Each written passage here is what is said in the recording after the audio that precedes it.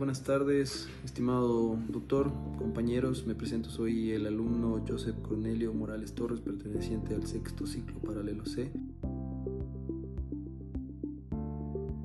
El día de hoy les voy a hablar en este nuevo episodio sobre los fundamentos históricos del derecho administrativo. Vamos a viajar hoy hasta el siglo XVIII para entender cómo dos revoluciones, bien sea ya la americana y la francesa, transformaron para siempre la relación del Estado y los ciudadanos, y cómo dieron el origen al principio que hoy son el corazón del derecho administrativo moderno. Es decir, para entender el derecho administrativo moderno, primero debemos preguntarnos: ¿por qué llegamos a necesitarlo? ¿Cómo llegamos a necesitarlo? Durante siglos el poder del monarca era absoluto. El rey no rendía cuentas a nadie, sus decisiones no podían ser cuestionadas y la administración del Estado era en esencia un instrumento de dominación personal. Pero ya en el siglo XVIII algo cambió radicalmente. Dos revoluciones separadas por apenas 13 años y por un océano dieron origen a los cimientos del orden político occidental. La Revolución Americana en el año de 1776 y la Revolución Francesa de 1789 no fueron simplemente conflictos militares, sino que fueron una ruptura filosófica con el antiguo régimen, con el poder arbitrario y como la idea de que el gobernante estaba por encima de la ley.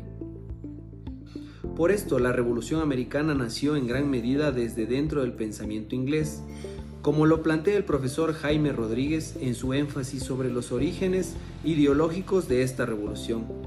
Los colonos no buscan destruir el orden jurídico heredado de Inglaterra, sino exigir que ese orden se cumpliera también para ellos. En otras palabras, fue una revuelta desde Inglaterra y contra Inglaterra. Los colonos reclaman los mismos derechos que la tradición jurídica inglesa, la Carta Magna, el Cum Laude y el pensamiento de John Locke. Les reconocía como ciudadanos. Esto es clave. La Revolución Americana fue una revolución legalista y desde ahí arranca uno de los pilares del derecho administrativo: la idea de que el poder público tiene límites jurídicos que no puede cruzar.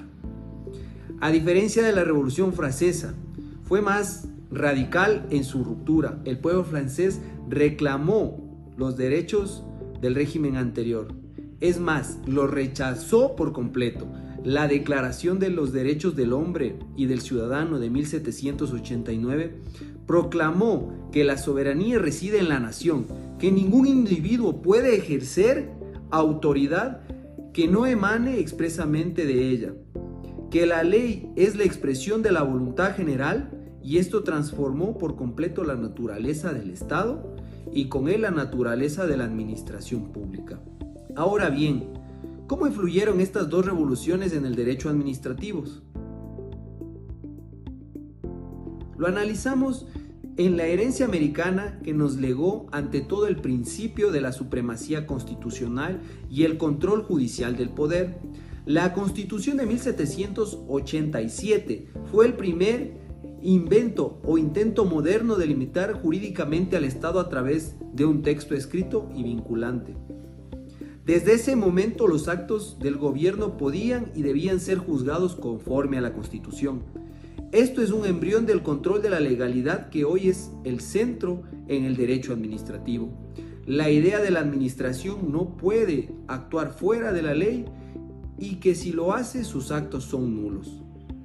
Además, la separación de poderes, la influencia directamente por Montesquieu, pero concentrada políticamente en Norteamérica, estableció que el poder ejecutivo, el legislativo y el judicial son independientes entre sí.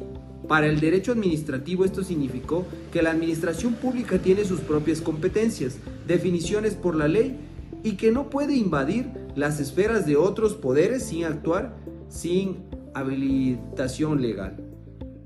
Nace así el principio de la legalidad administrativa. La herencia francesa es igualmente profunda. Aunque tomó un camino distinto, Francia creó algo que para el mundo anglosajón no conocía: un derecho administrativo autónomo, separado del derecho civil. ¿Por qué? Porque la Revolución Francesa desconoció profundamente de los juicios ordinarios que habían sido históricamente aliados del absolutismo. Por eso la ley 1624 de agosto de 1790 prohibió a los tribunales ordinarios juzgar los actos administrativos. Esto lleva paradójicamente a la creación del Conseil d'État, el Consejo de Estado, que se convirtió en el tribunal administrativo por excelencia y que viene algo muy interesante. La doctrina jurídica ha señalado que la Revolución Francesa no solo creó el derecho administrativo, sino también inventó sus propias contradicciones. Según el jurista Eduardo García, en su estudio sobre el derecho administrativo francés establece que la teoría del acto político fue una construcción que permitió sustraer del control judicial ciertas decisiones del Ejecutivo, precisamente cuando ese control era la esencia del nuevo orden revolucionario. Es decir, que el mismo sistema que proponía que nadie por encima de la ley se reservó una zona de sombra donde el poder podía actuar sin ser juzgado. Ese detalle es fundamental para entender las tensiones en el derecho administrativo que sigue resolviéndose hasta el día de hoy. De Francia heredamos entonces principios como el principio de legalidad administrativa, el principio del Estado y sus directrices, la distinción entre los actos reglados y los actos discrecionales y la justicia administrativa especializada. Para enriquecer esta perspectiva es muy importante señalar que estas dos tradiciones revolucionadas generaron dos grandes modelos administrativos que coexisten hasta el día de hoy. El modelo angloamericano o del Rule of Law sostiene que la administración debe estar sometida al mismo derecho común que la de sus participantes y que los tribunales ordinarios son los jueces naturales de los conflictos entre el ciudadano y el Estado. No existe en principio, uno que fuera especial para la administración. A diferencia de que el modelo continental europeo de raíz francesa, que de por administración tiene una naturaleza jurídica especial, actúa en nombre del interés general y por eso requiere reglas propias y una jurisdicción especializada.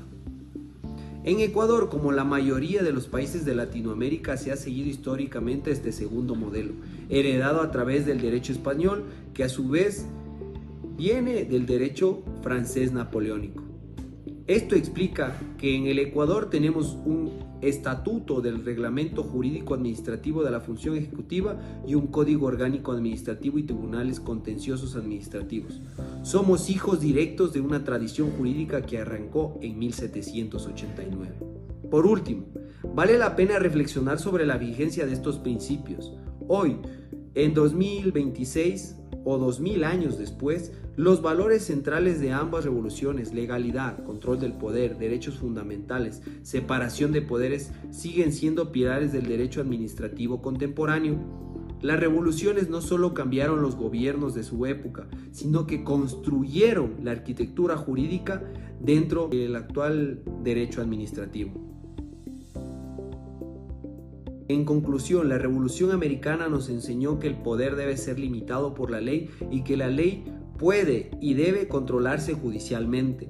La Revolución Francesa nos enseñó que el Estado tiene un rol especial en la sociedad, pero que ese rol no se pone por encima del derecho, sino que lo obliga a actuar conforme a él, bajo la vigilancia de instituciones de nacimiento del derecho administrativo moderno.